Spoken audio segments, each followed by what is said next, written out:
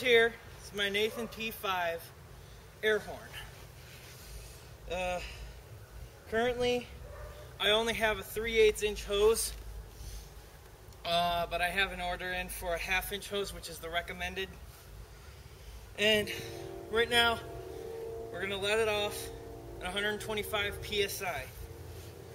All right, here's a close up for mine. And close up for yours. All right. Hook her up. We have to put the cameras far away because I don't want the microphones exploding. And my ears. Yeah, your ear. Ears. Whatever.